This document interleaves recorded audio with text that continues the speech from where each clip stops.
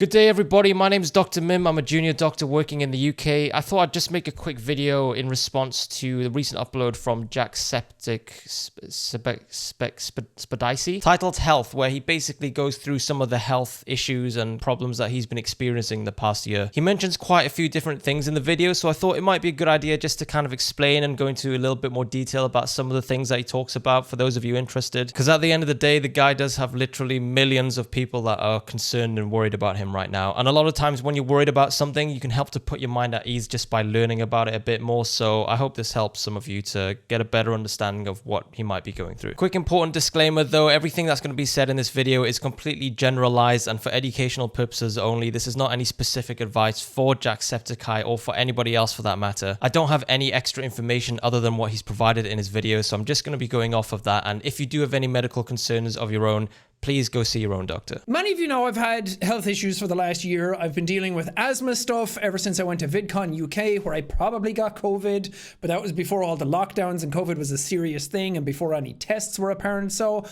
I just got really, really sick. Was it COVID? Was it not? Who knows? Okay, so he's mentioned that he might have caught COVID at VidCon last year. I'm not sure when VidCon was, but I'm assuming it was sometime after the pandemic started. Otherwise, that would mean that patient zero was at a VidCon, which would be weird. And he says that over the past year, things just haven't been going right. His body's not been acting how he wants it to. A lot of people suffer from what's known as long COVID now, where they can get symptoms far beyond the initial infection period where they actually catch coronavirus. I'm not saying that all of his issues are because of long COVID, but it's just something to think about as a possibility, or something that I would consider if somebody came to me following a COVID infection with kind of long drawn out symptoms. Long COVID can cause a range of symptoms from things like breathlessness, exacerbation of already existing lung conditions. You can also get things like fatigue, lethargy, even psychiatric symptoms like depression in some cases. Long COVID isn't really well understood at the moment. It's still being researched and looked into. But in someone like Sean's situation, where they're not really sure whether or not they caught COVID because we weren't really testing a lot at that time, it'll be difficult to say for certain that the coronavirus infection is the cause of all of the ongoing symptoms that he'd be having. Asthma came back. Haven't had that since I was 18.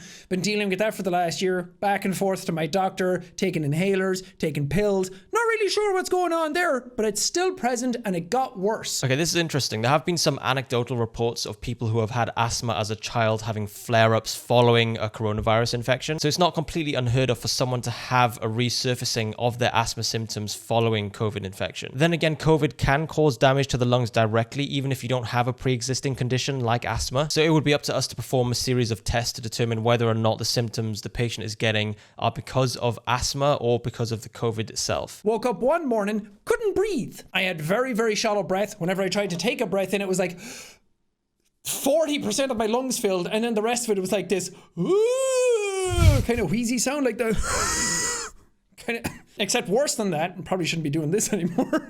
So I got a little worried. What he's describing there is a typical asthmatic wheeze, which you get because of the narrowing of the airways, which causes more turbulent airflow within the lungs, which causes that kind of typical wheezing sound. And he also mentioned that he woke up one morning feeling like he couldn't breathe properly. A typical presentation of asthma is in something that we call a diurnal variation, where you get worse symptoms in the morning and sometimes at night as well. One thing that we do quite early on to help diagnose if someone's symptoms are because of asthma or not is to get them to complete a peak flow chart. The patient would basically take something called a peak flow meter and blow into it in the morning, afternoon, and evening for the course of about a week or so. And they'd write down the results and show it to the doctor, and that'll help us to see if we have this diurnal variation where they're getting worse scores in the morning or in the evening. What is a peak flow? It's basically this kind of plastic handheld tube thing. And the way it works is that you just take a deep breath, hold it up to your mouth, and just blow into it as hard as you can. Blow, not suck, blow. Like I mentioned earlier with asthma, the airways are more narrow. So if you can imagine, if you're trying to blow as hard as you can and you've got really thin air pipes, you're not going to be able to do it with as much force as someone who doesn't have that narrowing. So you'll get a lower score on the chart. It's a very simple test, but it works really well. Because I said, okay, I'm going to figure out what's wrong with me and go back to my doctor. And when I went to my doctor, he was like, I don't know, bro. Like, have you tried? Like, I don't know what was happening. Was it anxiety? Was it stress? Was it actual asthma problems? Or was it a number of other things?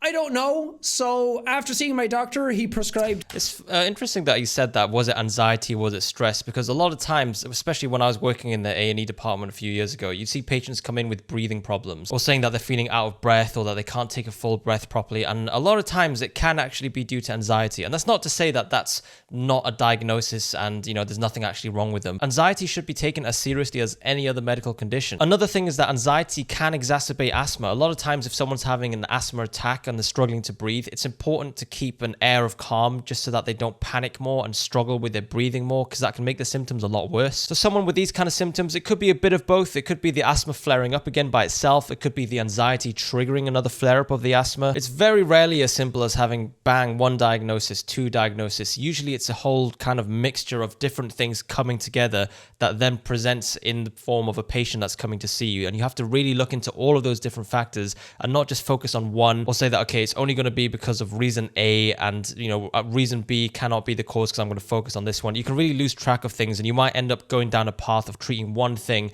when actually there's something else completely that's underlying and triggering the symptoms of that thing that you need to pay more attention to. Medicine is an art, a very confusing and frustrating one. So after seeing my doctor, he prescribed me SSRIs, or serotonin reuptake inhibitors, or as they're commonly referred to as antidepressants.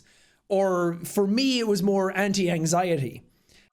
Okay, so yeah, the first S is for selective. So it's selective serotonin reuptake inhibitors. And he's completely right. They're used to treat depression and sometimes forms of anxiety as well. So it seems that the doctor's gone down the path of presuming that his symptoms are largely down to anxiety, or at least that anxiety could be triggering his symptoms and making them worse, which I guess is a sensible path to take, seeing as he said that he took his inhalers and they didn't work. He hasn't mentioned anything yet about having any scans done, any kind of x-rays or any further kind of breathing studies, something called spirometry, for example, which is like a step up from the peak flow that I mentioned earlier. But who knows, maybe those things were done, they didn't find anything, so they're going down the anxiety route, but let's see what else he has to say. So we thought maybe anxiety has something got to do with it. I've always kind of felt like I have some sort of underlying anxiety and stress just from the work that I do, that there has to be a video all the time. As much as I've tried to separate that from my brain, and as much as I've tried to like lean back and not have it affect my mentality as much, it still kind of does. Because there's a lot of you out there. There's a lot of people who watch my videos.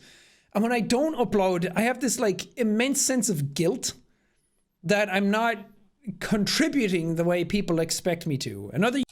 It definitely sounds like he's got a lot of stress. I mean, look, I'm a small YouTuber, way smaller than Jacksepticeye. And I already feel some pressure sometimes when you have to upload a video, you know, especially if you've got other stuff going on in your life and you're like, okay, I need to make time to record, I have to edit. I mean, you've got editors and things, but even just recording, coming up with ideas, it takes a lot out of you. And he uploads so regularly, much more regularly than anything I'll ever be able to do. I can only imagine how much stress that puts on you. And it's a constant thing. You know, YouTubers, or at least the really big YouTubers, barely take any long breaks because they need to constantly keep the algorithm happy. They need to make sure the channel is always being viewed, that they've always got videos that have got engagement. I did some research while starting this channel, and from what I can see, it's not as easy as a lot of these guys make it look. So it's understandable that he's got a lot of stress. And you know what? Props to him for being open and honest about it, and for going to see his doctor about it as well. If any of you guys out there have any stress or anxiety that you feel is affecting your life in any kind of negative way, just go speak to your doctor. It's definitely one of the best things you can do to take the first step to getting better. Well, if I want to keep doing the things that I want to do and keep people excited in me and doing what I want to do, then I have to keep making content for them.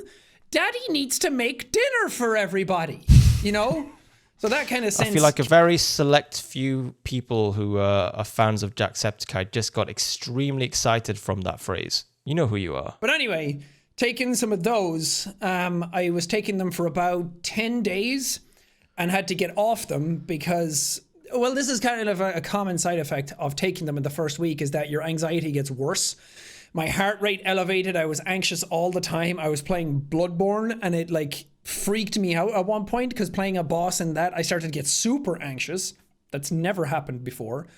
So I tried to like relax. That's right. So when you start taking things like SSRIs, because it's changing up the chemistry in your brain, you can get some initial short-term side effects from it. It can increase your anxiety in the short term. And actually, in some cases, for those people who already have suicidal tendencies, sometimes it can make those tendencies more kind of imposing on them as well. So that's one thing that we really have to be careful about when starting patients on SSRIs, and to keep in touch with them very regularly and to make sure that they know of any kind of services or any emergency numbers that they need to call should they get those kind of symptoms. But not to freak out anybody, it's not extremely common to get those kind of increased suicidal ideations. And as I mentioned, you only kind of get worsening of those usually if you already have them beforehand. It's different for everybody, so if you do have any questions or concerns about SSRIs or are thinking that you might need to start taking them, speak with your doctor about it. Anyway, I've been on those, had to get off them because they gave me extreme acid reflux.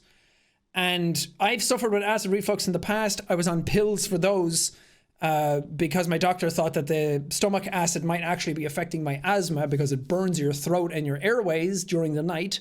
And that's why you can't breathe. So I've been on a lot of stuff over the years. Okay, so he's mentioned a couple of things there. Acid reflux as a side effect of starting SSRIs definitely can happen. He said that he was on some pills before. Not sure exactly what, but I'm assuming it's probably some kind of PPI or proton pump inhibitor, something like omeprazole, lansoprazole. Basically works to reduce the amount of acid in your stomach so you get less acid kind of flowing back up the food pipe. I actually made a video not too long ago about Corpse and how acid reflux has affected him in terms of his deep voice and his croakiness. And I go into a bit more detail about how acid reflux can affect you and what the kind of prognosis and treatments are for it. So if you want to know a bit more about acid reflux and the prognosis and symptoms and how it can affect the body, I'll leave a link up there and in the description for you to also check out. But Sean also mentioned how reflux can worsen your asthma symptoms. Again, that is completely true. You can have difficulty breathing as a result of acid reflux, and it can make your breathing more labored and more difficult because of the damage it does to your throat. He's pretty clued up, is Jacksepticeye. It seems like he knows his stuff. He's done his own research. He's listened to his doctor and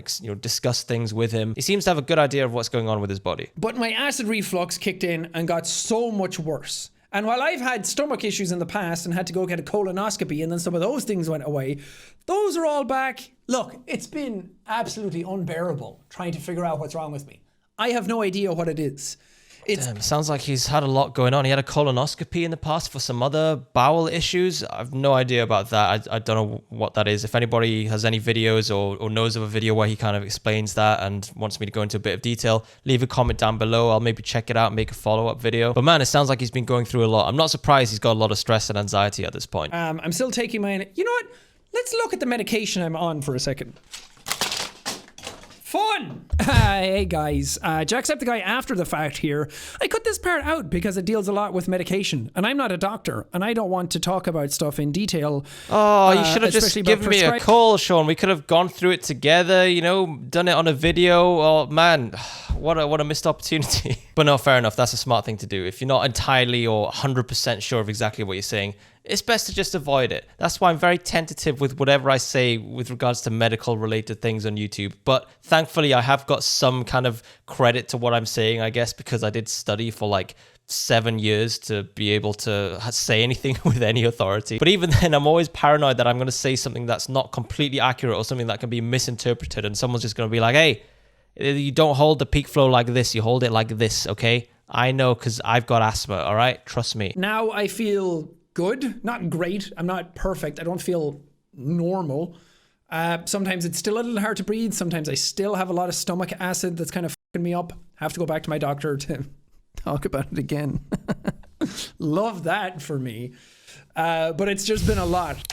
You know what? I completely understand that. Sometimes it can be really frustrating if you've got a condition or you've got symptoms that you've been having for months or even like years, and you have to keep going back to your doctor and, catching up on how this treatment has been doing, whether or not it's had any improvement, or trying something new or discussing other things. And it's really difficult to do that, especially if I'm assuming that he's seeing a GP. And if you're seeing a GP in UK on the NHS, you have about 10 minutes per consultation. And in that 10 minutes, you need to get a full detailed history. You need to discuss the future and treatment options. You need to go over how other treatments and medications have been and whether or not there's been any benefit from them. There's so much to cram in such a short amount of time that you can sometimes leave the consultation as a patient feeling a bit overwhelmed and maybe feeling that you've missed something or that you would have liked to go into something in a bit more detail. So I completely understand how it can be frustrating having to go back and forth for these really short consultations and feeling like you're not getting anywhere. But sometimes it's just not the fault of the patient or the doctor, and just the way that the illness presents itself can just take a while for you to get on top of. And for chronic illnesses like asthma, sometimes you do need to keep going back to your doctor every so often to kind of update and see whether or not this inhaler is doing all right,